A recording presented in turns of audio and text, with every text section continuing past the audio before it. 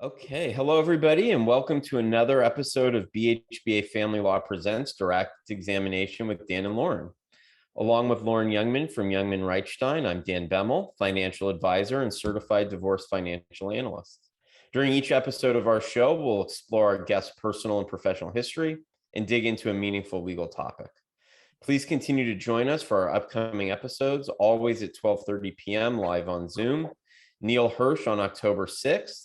Melanie Mandels on November 2nd, and Judge Susan Lopez-Giss on December 7th. We'll be announcing our 2023 schedule shortly. Looking forward to that. Lauren? Thank you, Dan, and good afternoon, everyone. You will receive your MCLE certificate shortly after the program. Please take a moment to complete the survey that's included with your certificate. The Family Law section is sponsored by White, Zuckerman, Warsofsky, Luna, and Hunt, and Our Family Wizard. White, Zuckerman, Warsofsky, Luna, and Hunt provides a wide variety of resources to complete almost any project, large or small. They also provide traditional accounting and tax practice services. We invite you to contact them to discuss your specific accounting needs and learn how they can be of service to you. Our Family Wizard is a secure co-parenting platform that supports divorced or separated parents in managing the daily responsibilities of raising children. Specialized features help co-parents organize routines, share files, track expenses and payments, check in at exchanges, send messages, and more, all while thoroughly documenting their activity. All right, that's it for our sponsors. Okay, today we welcome Lisa Helfin-Meyer to the program. Lisa and her firm, Meyer, Olson, Lowy Meyers, are on the leading edge of family law practice, both in Los Angeles and nationally. Lisa and her partners have grown Mulm into the largest female-owned family law firm in the country and one of the largest female-owned firms, period. Lisa is renowned for taking on the toughest cases, high-stakes litigation, and maybe most importantly, the passion that she brings to advocacy. We've been wanting to have you on here for a long time, Lisa, and so glad you're with us today. So first, thank you for joining us. You're welcome, Dan and Lauren. Thank you for inviting me. This is going to be great. No warm up with you, Lisa. So let's jump right in, get to some of the juiciest stuff, the big wins and the big losses. So right off the bat, what do you consider some of your career defining cases, maybe the biggest victories, not necessarily dollars, that can be part of it, but also impact?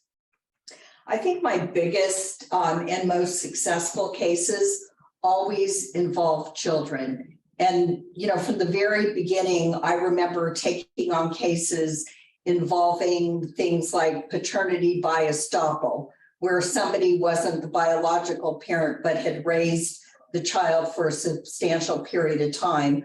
I represented this one guy named Ray, and he was not biologically related to the child, but he dyed his hair red to be the same as the child. And the judge found him to be the father of this child, even though he was 99.9% excluded. But Judge Denner said, well, there was a 1/10% probability that he was going to be the father. So hands down, it's paternity cases, it's cases involving relocation, move away cases, substance abuse, alienation, all those type of cases really get my juices going. What is it about those cases that still resonates with you?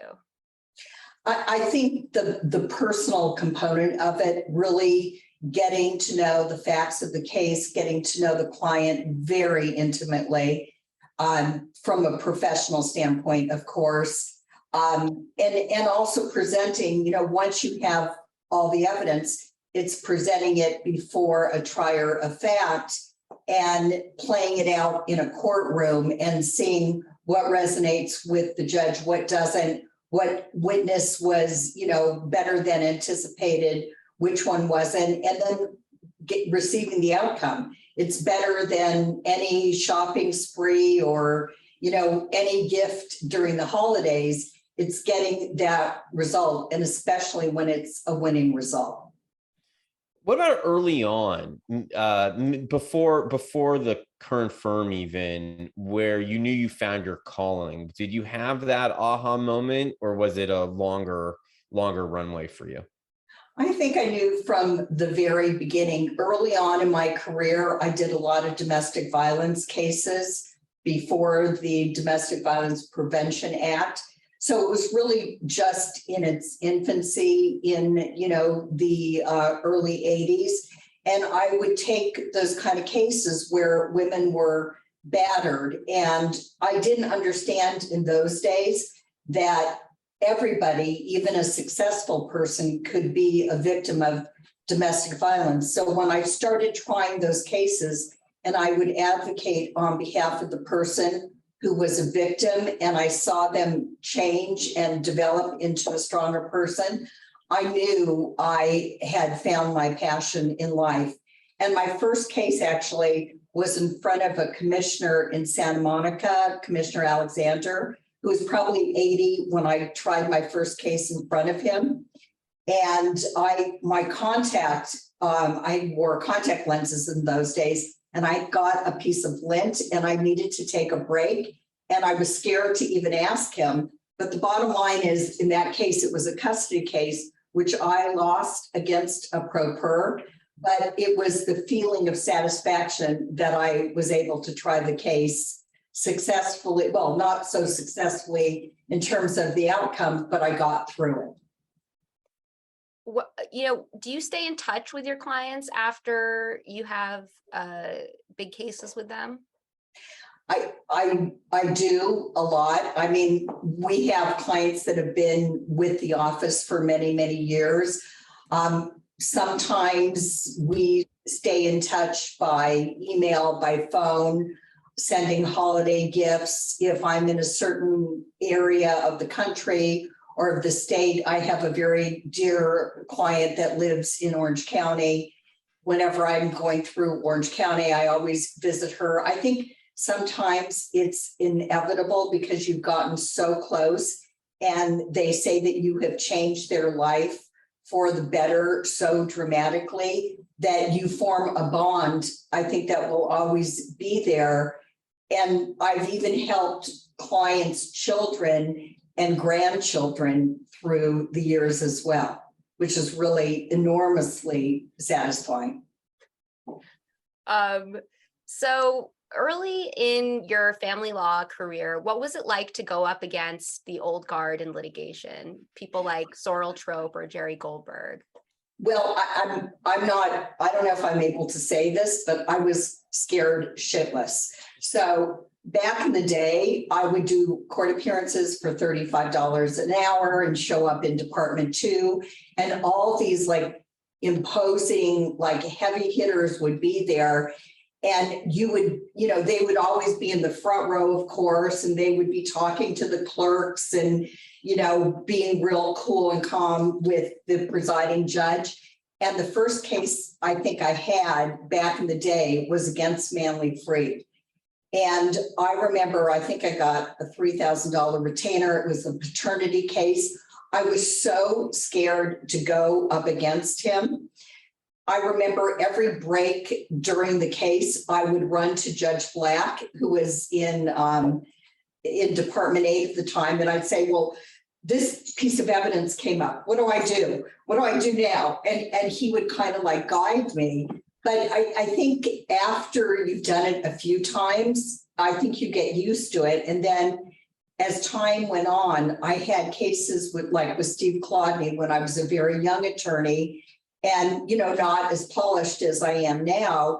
And I remember you're intimidated by them because you think that they're automatically going to have the edge because they're so experienced. But what I taught myself, and I think what is really important for young lawyers, is if you know the case, the facts backwards and forwards, the law, sometimes older attorneys, you get cocky and you're not as prepared. So I always thought my advantage would be knowing the case cold, and that would be my trump card going in. So that's what I would try to do. But now I feel, now I think it's the opposite. When you're a more experienced attorney, you shouldn't underestimate the competition. So if there is, a younger attorney, don't think that they don't know what they're doing, because that oftentimes is not the case. And I've learned that a lot in recent years. Okay, I think we lost Dan for a second, but I'm sure he'll rejoin us. That's all right, I can take it. No problem. We'll talk. Do you have any other stories or anecdotes from the old guard in the old days? I have a couple of them I've been thinking about. So back in the day, I was in the same office building as Joe Tabak, and Joe Tabak in his day was an amazing attorney. I mean, he had the perfect balance of legal knowledge, but he did it with such a flair and so much passion. And I remember sitting with him one afternoon, and I think Fred Silverberg was there and another attorney. And I said to Joe, what do people think of me? And I might have been practicing 5 years. He said, nothing. People don't think about you at all. And he was so right.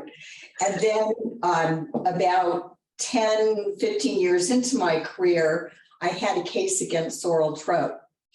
And it was a big financial case, and I was successful in excluding his expert on the issue of reasonable compensation. And I remember Sorrel arguing before the judge, who happened to be Judge Denner. She's just cut the legs of my case out from under me. And I was like, how did I do that? And he allowed Judge Jenner allowed Sorrel to put on evidence of another reasonable comp expert, but I won the case. And that was a tremendous victory. And back in those days, everybody from my office, we all got in cars and we all drove down to court to get the decision because it was so exciting. You had the whole audience there. I did. All my peeps that are still with me for the most part. And I think just in later years, if I may too, and I think what's been so exciting for me is still the passion in representing clients, which I love, but also seeing my son and other young attorneys at our office develop from being young attorneys in their 20s to now in their late 30s, 40s, and 50s. And I remember the first time my son was in court and he had to ask questions.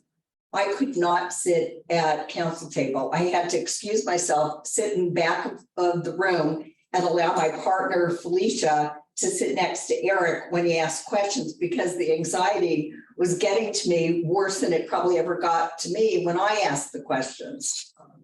But it's really We're going to ask you a little bit more later about managing your firm and how you help young associates learn and build up their skills. But before we get to that, I want to jump to a totally different topic. And right now, there was the recent ANCA case, and we wanted to hear your perspective on that. Well, I'm not going to talk about the published case, but I will talk about the actual case involving the custody. And as people may know, that case involved allegations of alienation and or estrangement.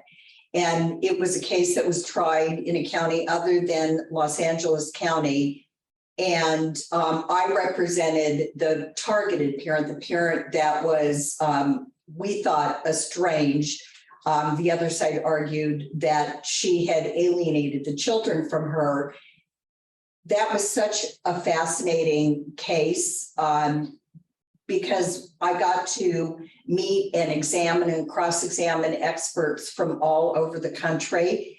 And we stayed, we stayed in a hotel. We met every night with experts. It was a fascinating case to try because it was so factually intensive. The attorneys were all excellent attorneys, and the judge was a very experienced civil attorney. Unfortunately, the result in the underlying case didn't turn out great. And I think what I learned from that, because you could be profoundly disappointed when you lose a case that you feel that you should have won.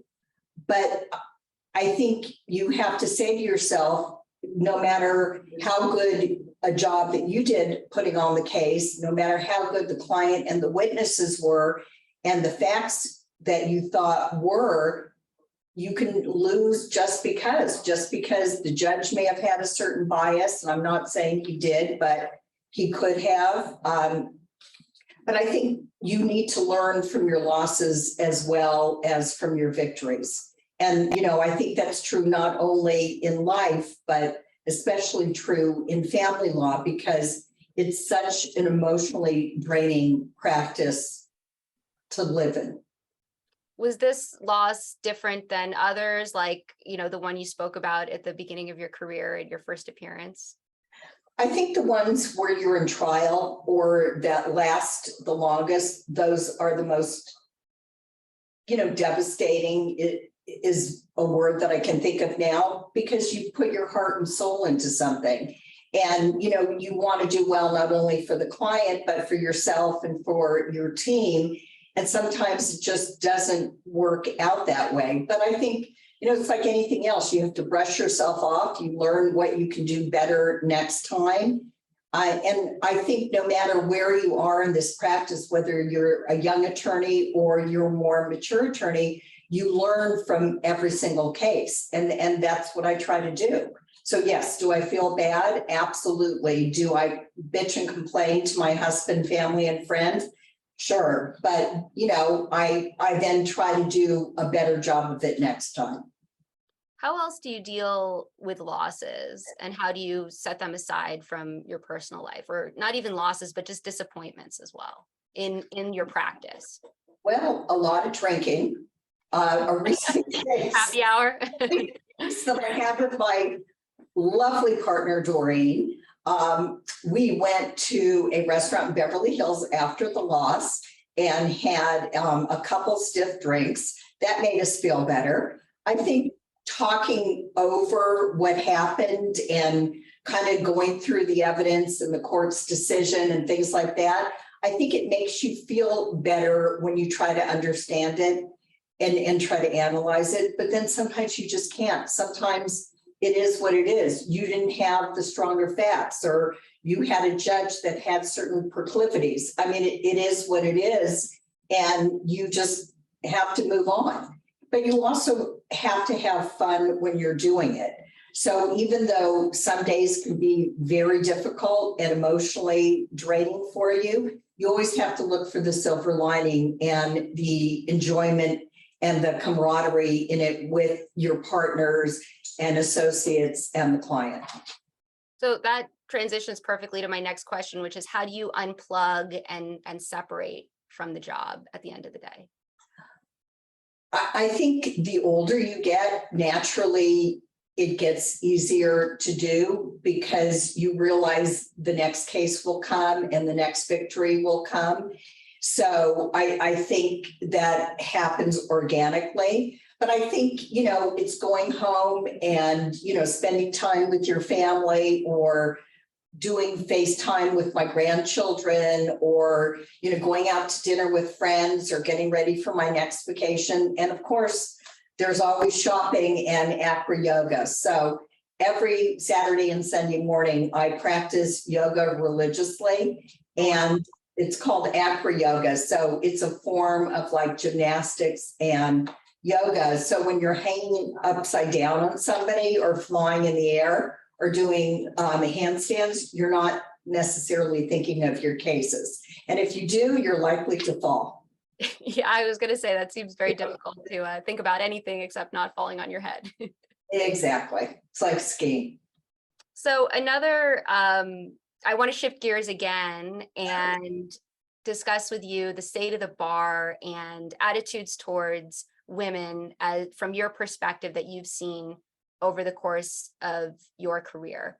What was the bar like when you broke in as a young woman? When I was a young woman, there was a lot of sexism. I mean, in law school, with professors, and very well-known professors. And then when I was a young attorney practicing, the same thing, and especially when you're a young attorney and you look young, and I probably acted young. And I remember saying to an attorney, probably in a very high-pitched voice, can you get this book from the top shelf? And he said, well, if you spoke to me in an adult voice, maybe I would. But I mean, in those days, you know, the partners would flirt with you. You weren't taken seriously. I think it was really, really hard, actually. And it was really hard because I didn't have the traditional course where I went to work for a firm and I was protected by senior associates and partners. It was just me. So when I would have a case against a legitimate attorney, I didn't have anybody that would, you know, take the blows for me or be the first line of defense. I was the first line of defense. So I had to learn fairly quickly, and especially as a woman, to stand up for myself in not a childish, but in a mature way, and to be able to advocate not only for my client, but for myself as well. I can remember old-time attorneys making sexual innuendos to my face. And I remember walking up to one of them after he did it. And I said to him, how would you feel if someone said that to your daughter? I mean, it's just not okay. Now, I probably would like it because it's good. But in those days, no, it wasn't, because it was demeaning and it made you feel bad about yourself. But now I think with women coming up and having role models like me, other contemporaries like Stacy, Samantha Spector, who's a younger generation, my wonderful partners, I think that women are more early on able to be who they are and not have to be a man. And I think that's great. I mean, I think it's great how we evolved. When I first started practicing, women didn't wear pants to court. You had to wear nylons. You couldn't wear, I mean, I couldn't imagine wearing nylons going to court. But I think that things have changed, that you could still be feminine and you could, or not be feminine. You could be whomever you want to be and still be respected if you're a good lawyer. And that's the bottom line. So I want to go back to when you said that early on you would get sexist comments and innuendos thrown at you. How did you deal with that? Did you you gave that example where you went up to someone, were you just confrontational in the beginning, or did you learn how to address it?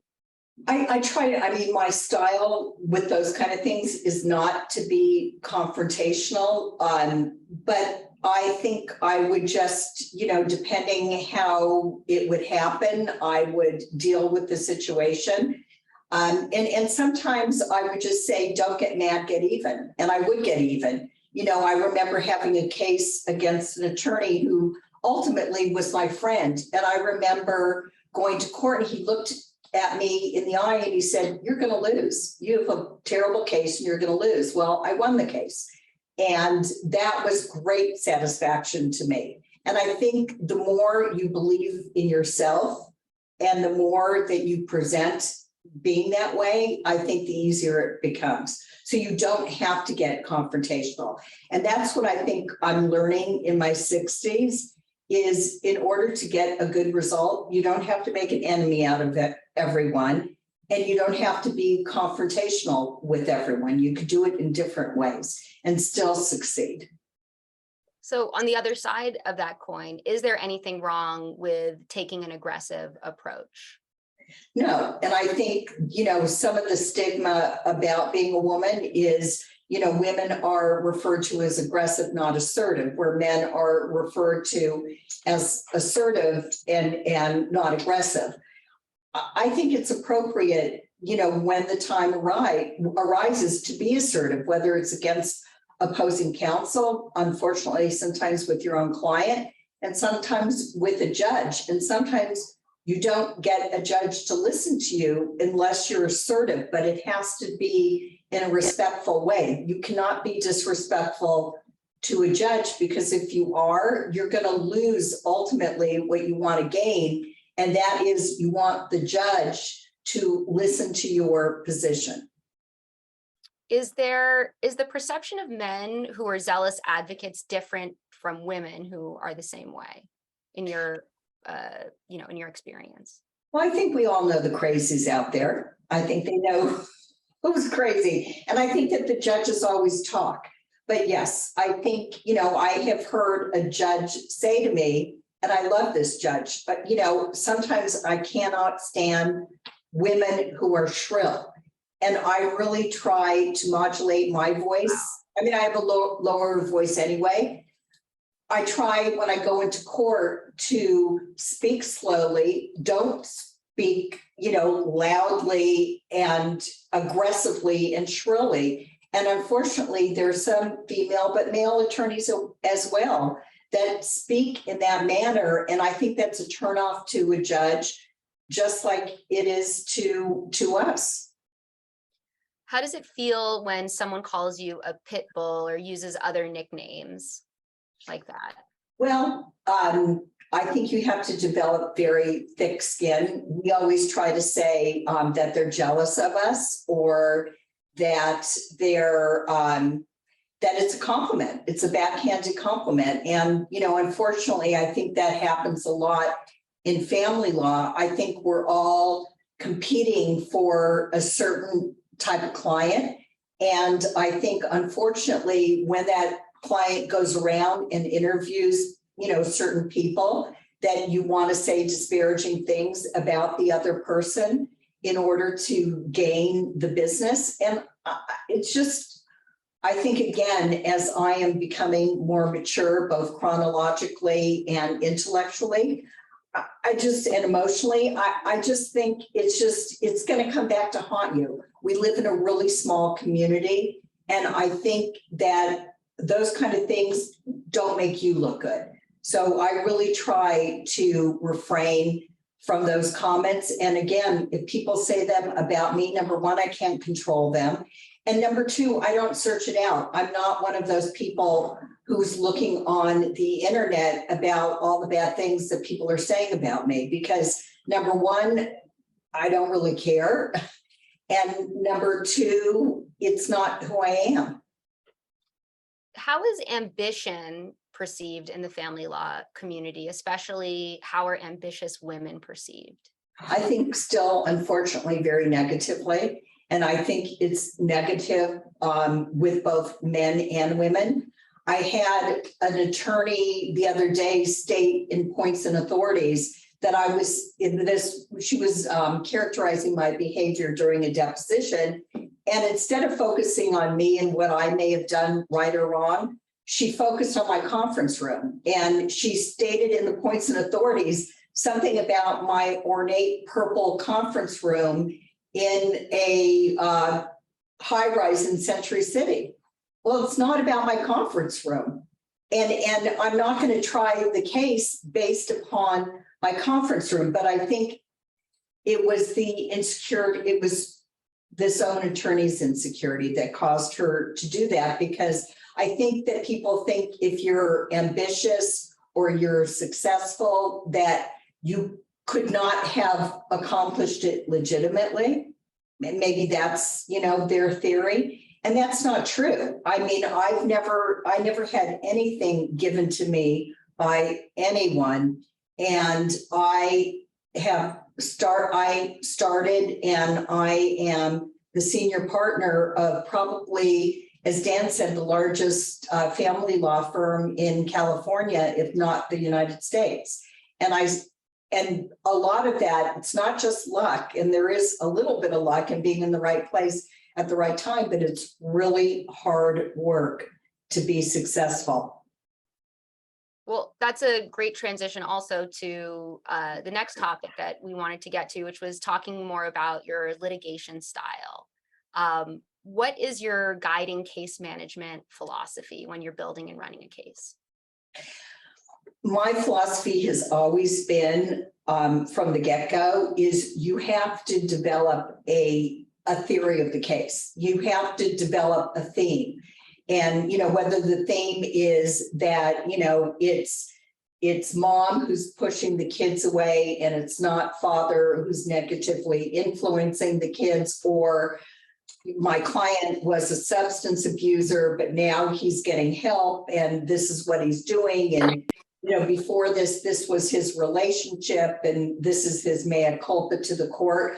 I always try from the minute I lay eyes on a client to get that theme running in my head. And then it's like writing a story. It's then easy to fill in the facts to support that theme. And I think it helps whether it's a financial case or a kid case, a custody case. I think you have to have that because you have to have something tangible to hold on to.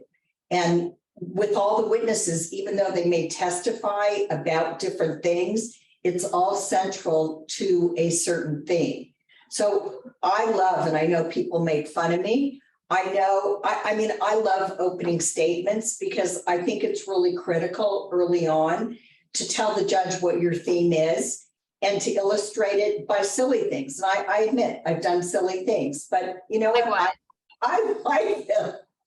Well, I had a recent case where my client didn't want to live in California and he lived in a Western state. So I had him on the freeway on a horse, riding a horse, just to sort of emphasize that he was kind of a fish out of water here. And I'm sure I know the other side made fun of me, but that's okay. I have fun doing it. And, I think my point came across. So I try to do that. But again, it's the balance of the seriousness of the case, but also making a point and enjoying what you're doing. So does that start early? Sorry, Lauren, I'm back. No, you're back. Welcome back. Rolling blackouts, right? Crazy. Rolling blackouts. Yeah, go figure. Of course, perfect timing, the 1 hour we want to stay on. But, when a case like that, when you have a guy on a horse, do you start thinking about that right when you were in that first meeting? What do you start that process when the client walks right in? Is the wheels already turning?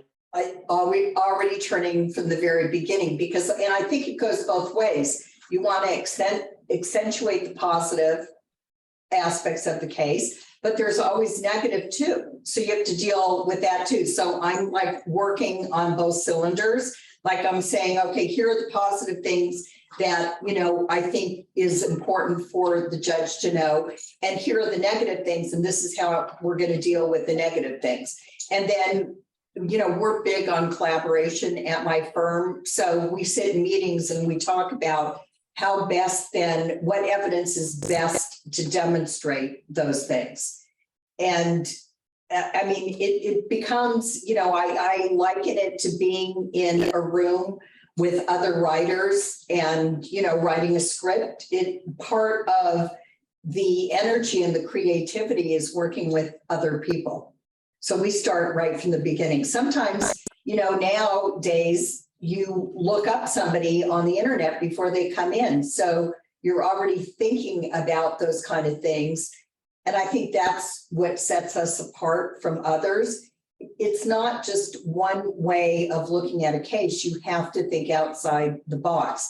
And you can't, everybody has a choice. To me, you just can't take cases that are easy wins, and everybody has different levels of risk. I'm a huge risk taker in terms of taking cases because I love underdogs. I love representing the underdog in terms of their case. Others may not feel that way, but I love the challenge. Do you generally find your clients to be trustworthy, or do you find that you have to challenge them a lot? Or is it a case-by-case situation? I think you have to challenge family law clients a lot. As the old saying goes, criminal clients are bad people who are acting good, and family law clients are good people who are in the worst situation of their life. But I think it's important to challenge them because no one likes to have egg on their face, and no one, likes to learn a bad fact while you're in the middle of trial. You want to be able to learn that before. And if something doesn't sit right, and I think, we all as family law attorneys have that gut instinct, then you have to talk about it and kind of figure out the truth or call somebody on it, but you need to do it in a way that's not going to make the client defensive. And that was another thing I learned early on. I think sometimes women are better than men at not being confrontational with clients. And in order to develop trust, and sorry guys, but in order to develop trust, I think you can't just attack someone. You know, if you hear a piece of evidence that may not be positive for your client, you have to approach them about it, but in a more gentle way in order to get to the truth. When do you know when to push hard, either with your clients or opposing counsel or the judge? How does that come into play when you're running the case? I think with a client, for me, especially these days, when somebody is just doing something so harmful to their case, you know, when you tell them not to put something on social media and they do, or, you know, telling them not to make disparaging remarks or not to drink and, you know, they do, or to lie about a sober link result. Those kind of things, I think you have to be hard on the client because it's ruining their case and you don't want that to happen. With an attorney, you know what, I have high blood pressure and to me, I try to keep it down. And sometimes it's just not worth getting in a fight.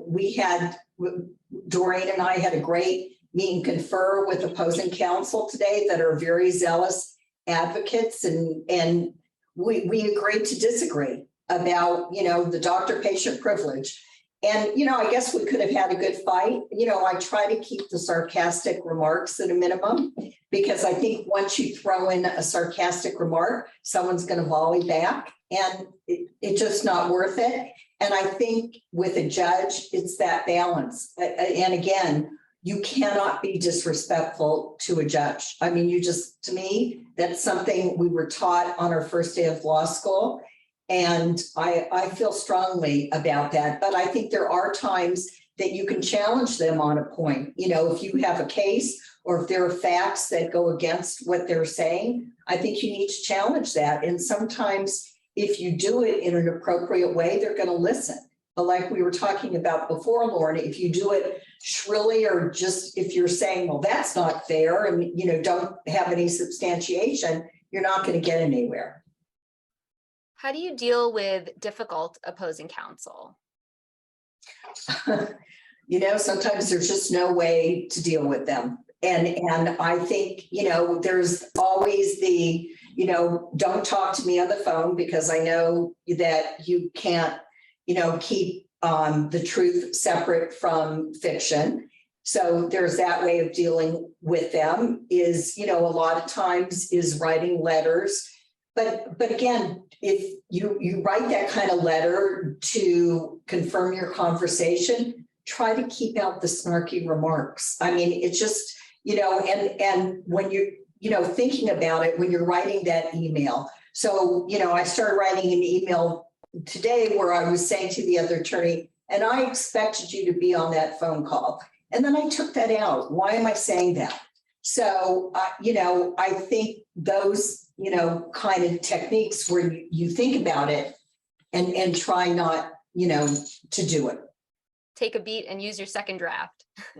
Exactly, or third sometimes.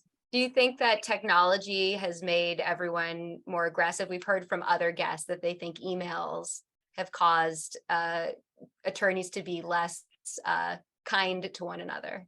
Less filtered. Less filtered. Yeah. And also, and I think at first you didn't think it had the same import as a letter.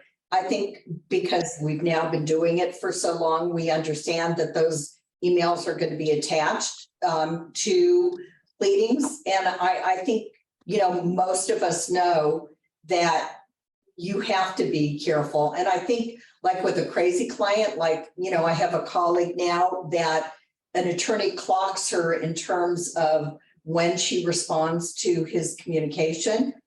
That, to me, that kind of person is just crazy. And sometimes, unfortunately, you can't have any communications with that person because they're going to distort everything. And I think also the final point, you don't always have to have the last word. Sometimes just drop it. And that's what I try to do. So in talking about how you build and run cases, let's pivot a little bit to how you built and run the firm. Because I'm curious to learn a little bit about how you recruit, the types of lawyers that you want to attract, and how you decide to retain somebody or let them go. Well, basically, at the beginning, my goal was to build a firm of female attorneys because, again, in my day, back in the day, it was so oppressive that it was almost like a young girl going to an all-girls school. Like you wanted the freedom to be who you were. And I thought, wouldn't that be cool to build that kind of environment? And then I realized, quickly that wasn't the panacea either. I mean, it's not your gender. It's not your sexual preference. It's what kind of attorney are you, and what you need. You need a litigator. Do you need someone who's excellent at second chairing? Do you need somebody who's a good researcher? And are you looking for a team player? So I think what's important at our firm is finding people that would fit into the culture, meaning that they're a team player, that if someone's looking for help, they're going to offer their services, that we're going to have, positive feedback, that there's not going to be yelling. I don't think I've ever yelled at an associate ever. Probably not true about some of my partners, but that's different. But I think you have to have a respectful environment. And that's not only with the attorneys, but it's with the staff as well. And I think you have to treat everybody as human beings. And I think that is the I'm not looking for a divisive person, for somebody to come here and to be catty and talk about other people or, say things behind someone's back. I don't like that at all.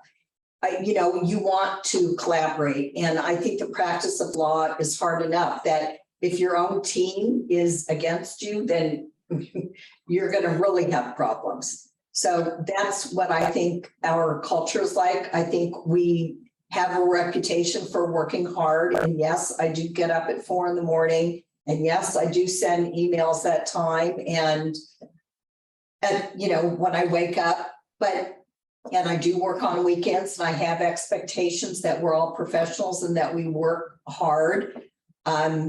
But if you're going to work hard, you want to play hard too.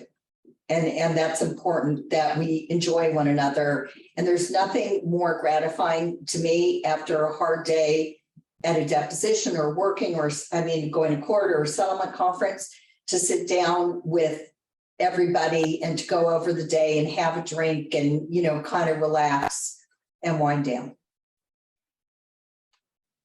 How did you build the practice? How did it grow from starting out with your founding partners that we've had some of them on the show, Dana and Doreen, not Felicia yet, but how did you build from the 4 of you to the largest family law firm? Well, I'm going to tell you a little secret. So I had a former partner, Marshall Zola, who's an amazing attorney and one of my mentors. And in those days, Marshall and I had 2 associates. And I think she was a law student at the time. It was Doreen and this other woman. And maybe the other woman looked better on paper, but I knew Doreen was the better lawyer. And so I did kind of a bait and switch with Marshall. And Marshall, I'm so sorry. And I said, Marshall, you work with this other person and I'll work with Doreen, like pretending he was getting the better deal. And I got the better deal. And we've been together ever since.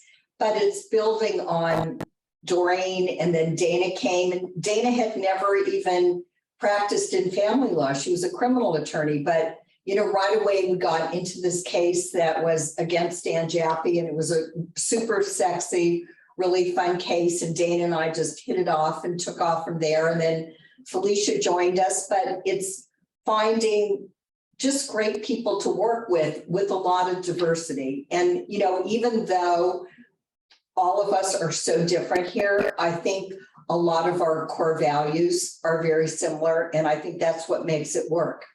And all those other things I was talking about before, you know, respect. And, you know, I had a case years ago where there was a female attorney and the judge had wanted the attorneys to go back into his chambers. And the other attorney, the lead attorney, turned around to the young female attorney and said, stay here, you know, don't go back into chambers. And I thought, how awful to say that to a professional in front of other professionals. There's no way I would ever talk to an associate or a partner like that in front of other people. So I think that people appreciate being treated as equals.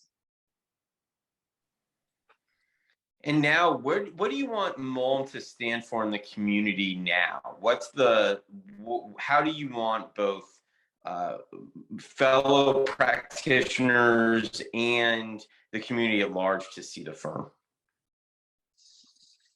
That's a hard one. I want people to see us really who we actually are, not who they perceive us as. I think it's a very tight-knit group of attorneys that have an immense amount of respect for one another, that enjoy working with one another, that work extraordinarily hard for their clients and with their clients, and try to do the best job that we can do for the client. And also at the same time, trying to get along with the other side. And, you know, I think I'm learning now not to personalize things as much. And I think that's what I would tell any young lawyer. You know, I used to take everything so personally. And now you can be in court and you could say, you know, not great things about the other side, but then you can walk out and have a drink or shake their hand or, you know, and I think it's realizing we're all just doing a job. And so when people will put you down, oh, she's the worst, she, you know, is so aggressive, or she's this or that. I mean, instead of saying that, just say, you know what, she's a really good attorney who has done a lot for the family law community in terms of creating how it is today versus how it was when I first started practicing. With our last 10 minutes here, I want to make sure that we hit on the legal topic that you selected when we were scheduling this program, and that's the recent changes to the code defining domestic abuse, specifically around coercive control. Do you support those recent changes? What is your take on it? And have you worked on cases that involve coercive control?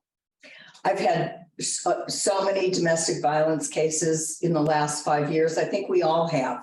And because I think, you know, number one, it's more in the forefront of how, you know, that it used to be.